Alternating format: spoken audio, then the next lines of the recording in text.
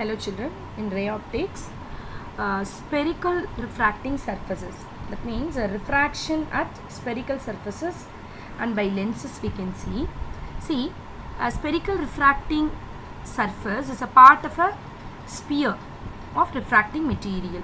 See, a refracting surface which is convex towards the rarer medium, which is called convex refracting surface, and the refracting surface which is concave towards the rarer medium means it is called a concave refracting surface. That both you must keep it in your mind.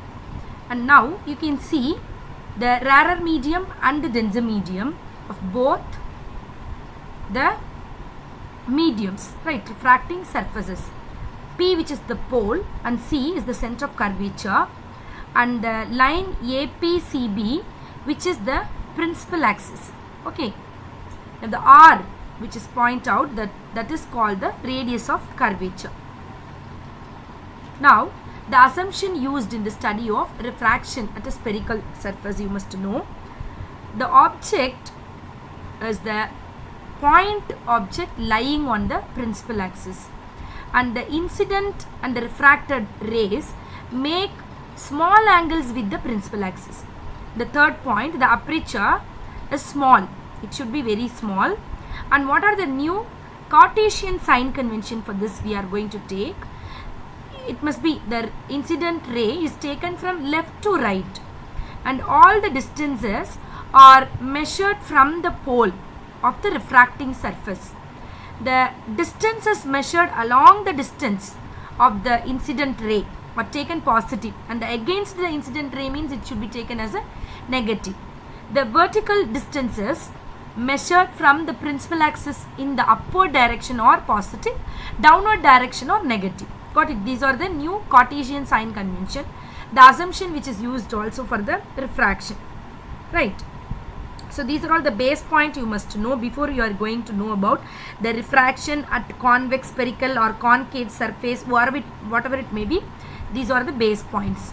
Now we can see the refraction at convex surface.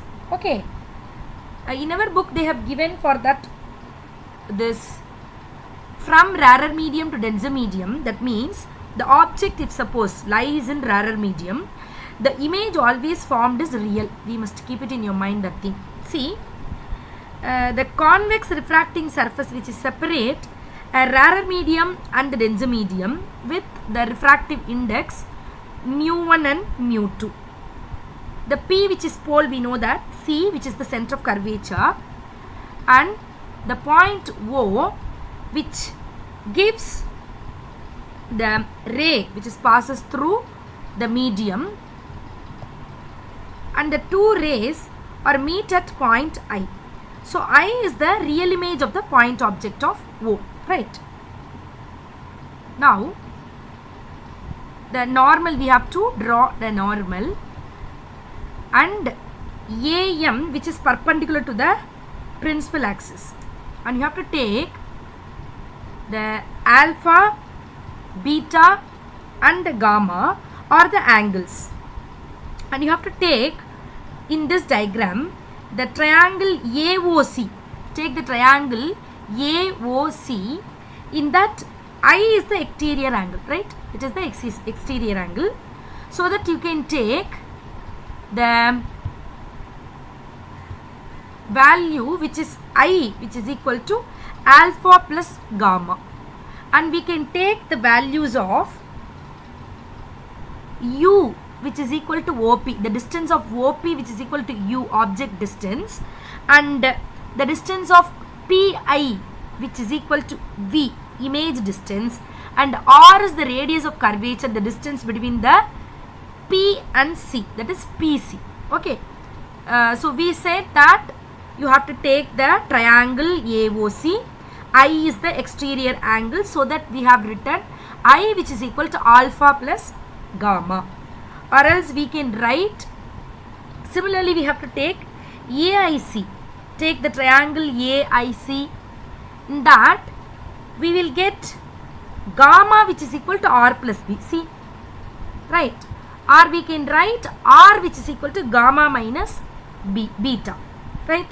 See, Suppose all the rays are parallaxial, then all the angles, that means if suppose we have taken I, R, here we have taken all other three angles, see, alpha, beta, gamma, all will be small.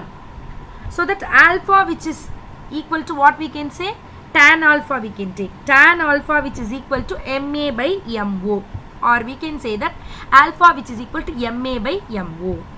Here same way we have to take it for tan beta and tan gamma also, right? Tan beta MA by MI, tan gamma MA by MC. See the angles, right?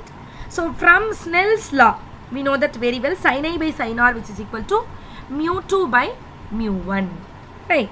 So as I and R are very small, so therefore we can take I by R, which is equal to mu 2 by mu 1, or we can write mu 1 I, which is equal to mu 2 R, right?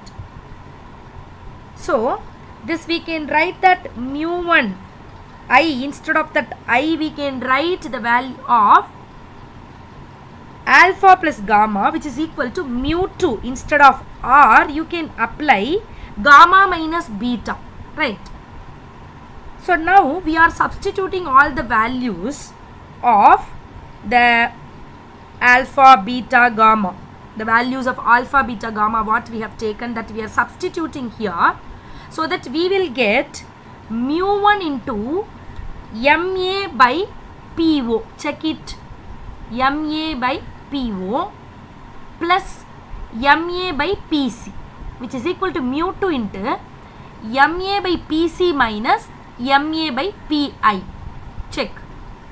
Or we can take it out that MA, so that we will get mu 1 into 1 by PO plus 1 by PC, which is equal to mu 2 into 1 by PC minus 1 by PI, right?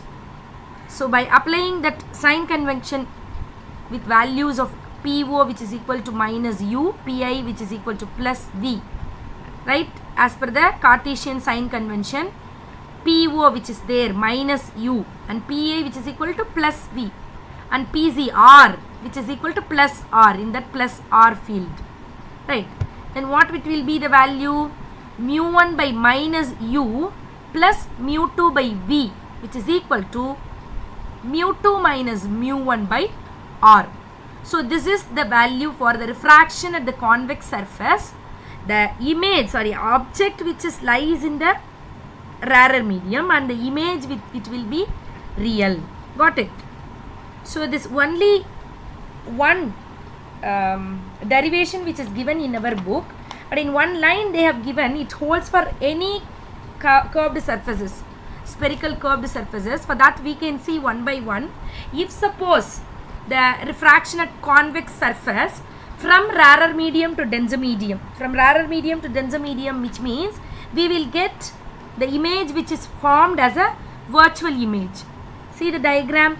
In that same way we can take the triangle, we can apply the AOC, which is equal to I, exterior angle I, which is equal to alpha plus gamma, and also we can say ACI, which is equal to R, equal to beta plus gamma, right? So all the values of alpha, beta, gamma, all the things which we applied, and as per before we said, for that refraction of the convex surface, object which is lies in the rarer medium and the image is real. Here same way the object and all, but the image which is formed in virtual. So applying the Snell's law, sin I by sin R, which is equal to mu 2 by mu 1, and as per that same way we have taken, means we will get the final answer is mu 1 by minus U plus mu 2 by V, which is equal to, here we have to take mu 2 minus mu 1 by R, right? The value we will get. And for the refraction at concave surface, the same way for the concave surface, if suppose when the object lies in the from rarer medium to denser medium, means it is a virtual image. So the same way if you have taken, means you will get the answer mu 1 by minus U plus mu 2 by V, which is equal to mu 2 minus mu 1 by R. but the diagrammatical expression only will vary, right? You must know that. For your convenient reason I have given. So also the refraction at convex surface from denser medium to rarer medium, we will get the real image. See that? Denser to rarer. First we have seen rarer to denser. This is for denser to rarer. The object is at denser. The image will formed at the rarer. We will get real image. The value. Okay. The same way you can see for the convex denser to rarer virtual image. Right? So these are all the values for the concave surface. Denser to rarer, it will get virtual image. Now we can see lens maker's formula. See, this formula relates the focal length of a lens to a refractive index of the lens material and the radii of curvature of the two surfaces. Actually, this formula is used by manufacturers to design the lenses to require focal length from a glass of a given refractive index, right? See, what is the Cartesian sign for this spherical lenses? First point number 1, all distances are measured from the optic center and the distance is measured in the direction of the incident ray, right? Should be positive. And the third point, the distance is measured in the opposite direction, it is taken as a negative, right? And assumption, how we have to take the assumption, the lens which is used should be thin and the object is a point object which is placed on the principal axis. The aperture should be small and all the rays are parallaxial. Okay, so these are all the points you have to take it. And what is the relation we can see? The derivative part, the lens maker's formula and the derivative part, you can see the diagram. So this is the lens. You have to take a thin double convex lens of refractive index is mu2, which is placed in the medium of refractive index mu1. And here mu1 is less than mu2. Okay. So the P1 and P2 are the poles.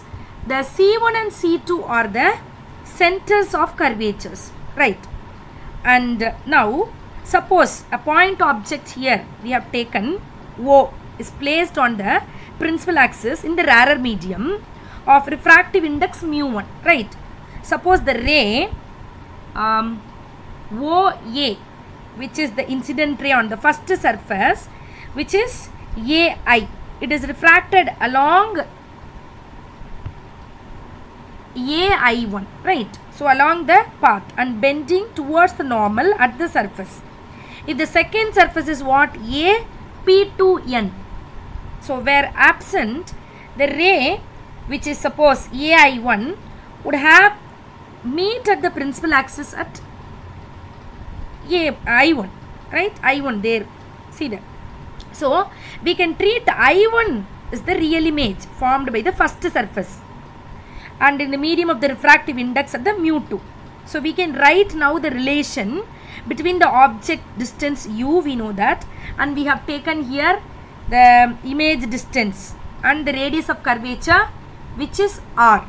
Now we have taken for that the refraction at LP1N. So what is the formula? Which is mu1 by CO plus mu2 by CI1, which is equal to mu2 minus mu1 by CC1, right? Suppose if the image formed in the denser medium, right? Now we have taken, but actually what the ray which is suffers that I1 which is suffers another refraction at the surface of the P2N. It is bending away from the normal at the point N. So the emergent ray meets at the principal axis I, which is the final image of O, right? See, for refraction at second surface, I1 act as a virtual object which is placed in the medium of mu1. So therefore the relation between the object distance and the image distance and the radius of curvature, we can take it as mu2 by minus ci1 plus mu1 by ci, which is equal to minus of mu1 minus mu2 by cc2. See, right, as if the object is in the denser medium and the image is formed in the rarer medium. Got it? By adding these two equations, we can get, combining these two equations, we can get mu1 by co plus mu1 by ci, which is equal to mu2 minus mu into 1 by cc1 plus 1 by cc2. Got it? See, by substituting these values with sign convention, we will get 1 by minus u plus 1 by v, which is equal to mu2 minus mu1 by mu1 into 1 by r1 minus 1 by r2. Right. Now, we know that mu2 by mu1, which is equal to mu. So, 1 by minus u plus 1 by v, which is equal to mu2 by mu1 minus 1 into 1 by r1 minus 1 by r2.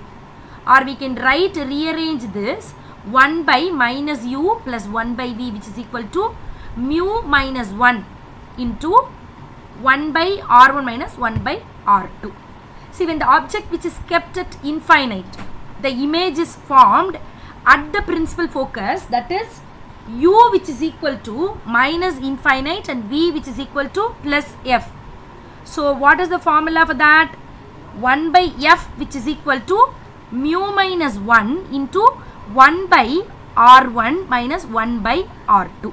So this equation, which is called as a Lensmaker's formula. Okay. Thank you, children.